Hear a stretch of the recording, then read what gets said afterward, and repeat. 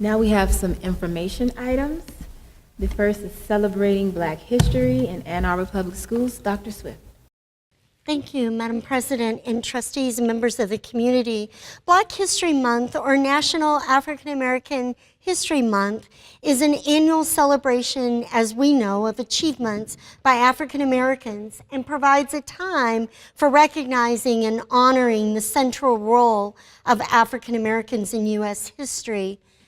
We're always delighted to share highlights of our work, and we're delighted to do that this evening. Since 1976, every U.S. president has officially designated the month of February as Black History Month. Other countries around the world, including Canada, the United Kingdom, also devote a month to celebrating Black history. While in the Ann Arbor Public Schools, we celebrate Black history and the significant contributions of African Americans throughout the year and across all of our content areas, during the month of February, the Ann Arbor Public Schools teachers, students, and leaders celebrate Black History Month. I want to echo our students from Skyline High School tonight and just simply share that we recognize our challenges across our system, across our organization, across our community, in ensuring that the educational experience of each and every child on every day is representative, so that they see themselves in their text, in their curricula, in their courses of study, in their teachers and administrators, and throughout their educational experience. We want to ensure in the Ann Arbor Public Schools that the entire educational experience is representative of the diverse community that we enjoy and appreciate in Ann Arbor, and that we value, and we know that diversity is our strength. And as we celebrate, it makes us stronger. So I just want to say right up front that this is a work in progress. We appreciated last night a preliminary discussion with the executive committee, very similar to discussions I've had with each and every trustee, around continuing our focus to improve the representation that students experience, especially making sure that the literature, the text, and all of the projects and study endeavors in every content area, from the earliest days of preschool all the way through graduation, that they truly represent the richness of a diverse experience that we value.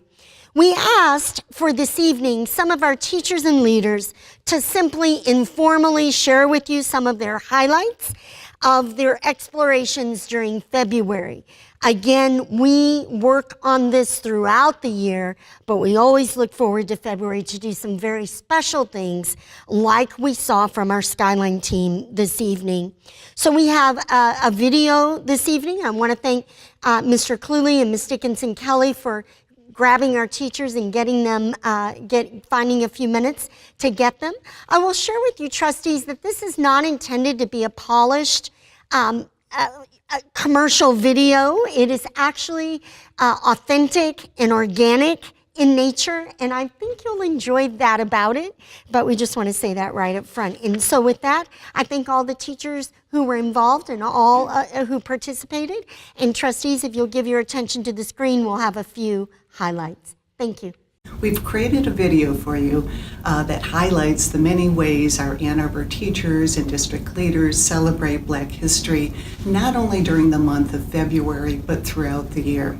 We've tried to capture in the highlights opportunities to showcase units of study developed by teachers, for teachers, the ways in which we've integrated Black history throughout all of our disciplines, not just within the 4 core areas, but uniquely situated in areas such as Project Lead the Way. We've also tried to capture how we select our books for our classroom libraries for independent reading, as well as those books that a whole class might read in classrooms at the elementary level through our high school experience. In addition to that, we have concentrated on sort of challenging historical perspective. We've partnered with the University of Michigan, and we're working very hard with our classrooms on instructional practice that focuses on inquiry and looking at original text and beyond what textbooks would ordinarily or more traditionally represent as historical events. Black History Month is extremely important to the Ann Arbor Public Schools, but as I said earlier, it is not just concentrated, the study is not just concentrated in 1 month alone. This work will never be done. We will continue to work hard on looking at culturally relevant practices and culturally responsive teaching within our classroom environments, not only for our students, our African American students, but all of our students who are oftentimes underrepresented in our text and in our reading collections. Thank you very much for this opportunity, and we look forward to more conversation as the year continues. We have found that our students are extremely engaged in the text that we read and learning about Black history. They really enjoy learning about history, and we feel it's so important to teach them because it's really shaped how our society is and how we live as people today. So we believe that it is important to share Black history with our students because the world in this country has become a much different place, and lots of that has to do with how Black history has evolved. It's important to know that Black history is more than just slavery, and the books that we've chosen help to do so. We like to celebrate Black history as well as the other diversities that are in our classroom. We like to do this throughout the entire school year.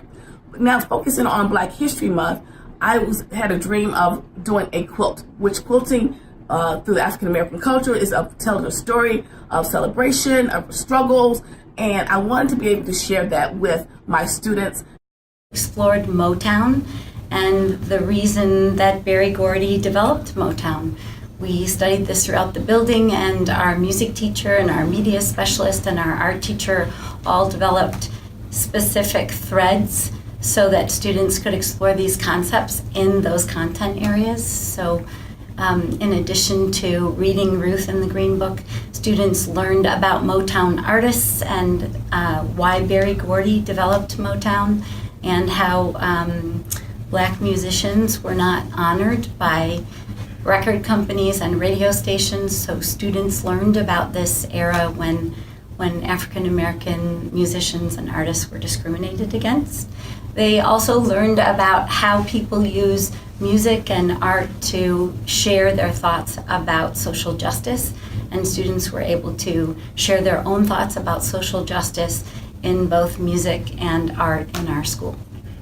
Camile A. Brown, who's a dancer and choreographer from New York, created a video on TED Ed that went viral a few years ago about social dance in the African American community. And for the last couple years at Scarlett, we've been showing that video, and students have always been really engaged by it. And so we saw that she was going to be coming to Ann Arbor this January, and so we wanted to build a school-wide unit around her performance of Ink, which tells the story of African American communities in the United States through social dances. So what we've tried to do is incorporate that into units of study through our creating community through advisory, individuals and societies, Lang and Lit courses, so that students can then not only learn about the experience, but then also experience some of that through the dance and movement piece, where we took all of the students on a school-wide field trip to UMS to actually see the performance. I like that the book adoption process is as much about the reader and the student as it is about the teacher. That we really have to have a great reasoning and analysis as to why we are choosing certain stories to tell. And Homegoing happens to be one of my favorite stories because it's a book about the complexities of the stories of the people of African descent. My English Plus students read All American Boys by Jason Reynolds, and they were really inspired to see themselves represented in this book and really got turned on by the theme of social justice. And one of the really cool things that came out of our interaction with the book is that they were aware of a student at Huron who was going through a really difficult time and wanted to support that student. And I said, well, what would you like to do about it? And they said that they would like to write the student letters. And so we took a day where we wrote the student letters. We submitted those to an administrator who then passed them along to the student. And that student was so moved that he asked to come and visit our class after that. So I feel like the social justice in the book, really inspired them to continue on with stuff like that. So the district purchased us a bunch of books with protagonists from various backgrounds, and my students have been flying through them. One of my students is on his 6th book since we received them in early December, and he read this book. This was the first one that he read. Black Panther. We had the popular movie that came out last year, and so students are very much into the graphic novels, and he is an artistic student on top of it, and so he was fascinated by the fact that in the back of the book, the artists kind of walked the reader through how they created the art in the graphic novel. This was produced by Mohammed Francis Kamara, a 9th grader. And when Sarah Andrew Vaughn visited our class, she introduced him to Jackson Pollock, and so that's where he got the idea for the background here. The figure actually came from the graphic novel. Black History Month is not just a month in social studies. It really is all year long. So many of the teachers in our district have just continued to incorporate lessons on Black history within what they were teaching. For example, at Pioneer, they were studying World War II, so they put a focus, even more of a focus, on African American fighters during World War II. Some of the other schools have had assemblies or classwork discussions on social justice or social injustice. You're supporting students, teachers, and administrators in each and every building, as we do throughout the school year. But I'll get to a little more detail. 2nd graders are researching inventors with an emphasis on diversity.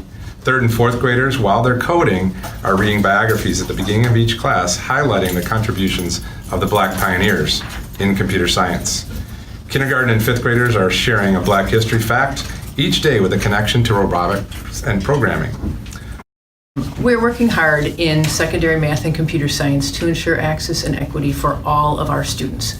Our teachers regularly read articles trying to help us think really thoughtfully about how to improve the agency and the identity of our students within our classrooms. During the 2017-2018 school year, we created 2 sets of slides to be used in class. The idea was to integrate these slides through all of our units of instruction. The first set of slides we made was practice problems for the SAT, and the second set of slides we made is mathematicians and computer scientists that show people from all countries, all colors, all backgrounds. The goal is for teachers to use those through instruction all year so that we really are highlighting everyone all year long. We have added to those slides this year, and we will continue to add to those slides to improve them for years to come. We also maintain an internal secondary math and computer science website. On that website, there is a large collection of articles, website references, and books and other materials for teachers to use during their instruction with their students. Many of the teachers have begun working on ways to integrate those materials into their classrooms. One example is Marie Weibark at Huron High School, who just finished a project on mathematicians of color with her Intensified Algebra 1 course. One way we're celebrating Black History Month in AAPS is through high-quality read-alouds. Reading aloud is undoubtedly one of the most effective ways to help children develop the foundational reading skills that they need. Reading aloud is also a way for teachers to build content knowledge around important subjects such as Black history. Read-alouds stimulate higher-order thinking and engage students in meaningful discussion, which again is important around subjects like Black history. The Curriculum and Instruction Department has shared with teachers a variety of our favorite books for Black History Month and also all year long. Some describe the different histories of the Black community, while others show the joys and challenges that are shared by all children of color as they learn and grow.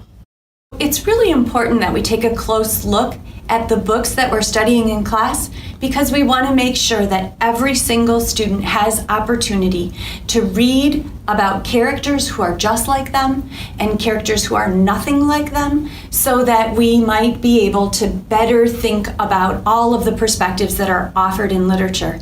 And when we look carefully at which perspective is telling the story, we can also look carefully in what is not included in that story. And that is the hard work of English. World language teachers in the Ann Arbor Public Schools use February as an opportunity to introduce, reflect, identify, and showcase the important contributions of Black and Brown people from the countries, culture, and communities of their target languages. Most of us do not only showcase these contributions during February, we recognize the importance of offering students the opportunity to see themselves represented in the cultures or the language they are learning. Some specific examples include the contributions of Muhammad Ali, Alice Walker, and Dave Chappelle, which are highlighted in our Arabic classrooms. ASL students at Community High School performed the Black National Anthem, Lift Every Voice and Sing. French classrooms acknowledge the contributions of many Francophone writers, including Aimé Césaire, Dumas, and Senghor. Did you know that W.E.B. Du Bois studied at the University of Berlin for 3 years and he had to learn German in order to take classes there? Our Spanish classrooms come alive with poetry from Victoria Santa Cruz, as well as Celia Cruz and her salsa dancing steps, to name just a few. Right now during Black History Month, though, we kind of want to reaffirm our sort of commitment to this learning. And so we've been sharing with each other. I kicked off the month by sharing a little newsletter that shared out some resources that were brought to us by the Association for the Advancement of Science and All Americans. And I've just been highlighting a few things here and there, but with my first newsletter, I also sent a plea to sort of share back with me any of the work that you've been doing in your classroom for Black History Month. Within about 10 minutes, I had 10 examples from teachers just sharing great things with me. So Mary Buckwalter over at Forsyth Middle School, she shared with me the project she's been having students work on all month where they're doing their own investigations about Black scientists. But every couple of days, students themselves are the ones presenting about these Black scientists, and every kid in their classroom is actually doing this work. So thank you for enjoying this video. It was not intended to be a polished production, but rather a conversation that begins and continues always within the Ann Arbor Public Schools. I'd like to leave you with one additional sort of quote or thought from this text that we pulled and is used in some of our secondary classrooms. The author is Ta-Nehisi Coates, and the text is Between the World and Me. Ta-Nehisi Coates is an African-American author. So the author writes the following. The pursuit of knowing was freedom to me, the right to declare your own curiosities and follow them through all manner of books. I was made for the library, not for the classroom. The classroom was a jail of other people's interests. The library was open, unending, free. Slowly, I was discovering myself. This is evidence of why it's so important for us to think about our text collections, not just for classroom pursuits, but throughout the school day, including our media centers. Thank you so very much.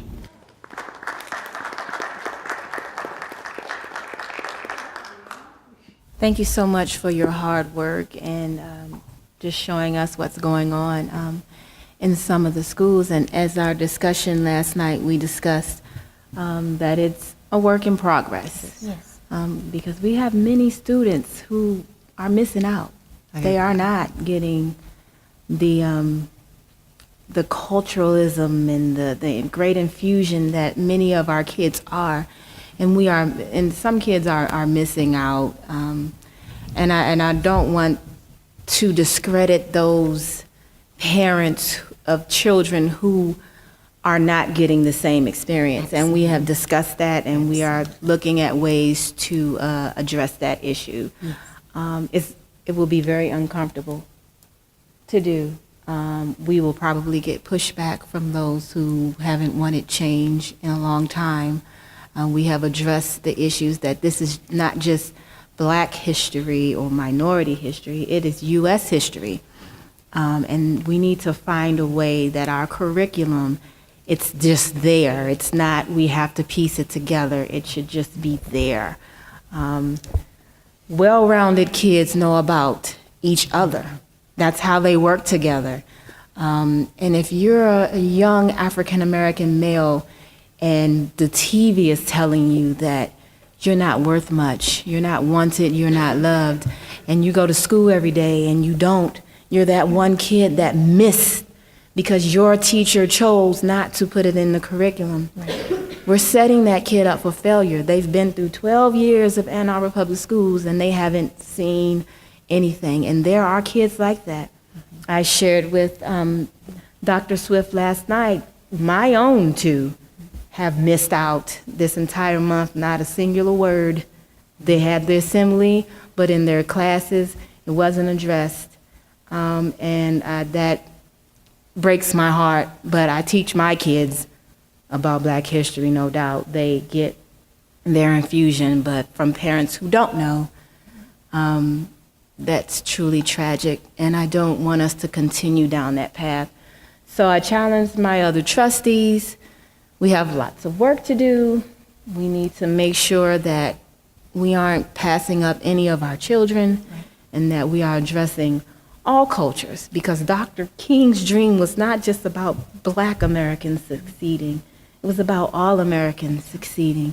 Jewish, gay, straight, Asians, Hispanic, Indigenous, all of us, we all contributed to this country. And our history, all of it is very important. And so I just challenge us to get to work and let's see how we can be helpful and find ways that we can start, because I don't want, as Trustee Kelly stated last night, let's not miss 2 and 3 generations of kids as we're trying to get it together. Let's make sure we're addressing some of these issues now. Thank you very much. Thank you. Thank you, Trustee, and I completely support that. And as was mentioned earlier, we need to connect our aspiration with our reality and to make sure that that is the bar, that is the expectation, and that we're modeling and reinforcing and holding us all accountable to that. So thank you. I appreciate those remarks.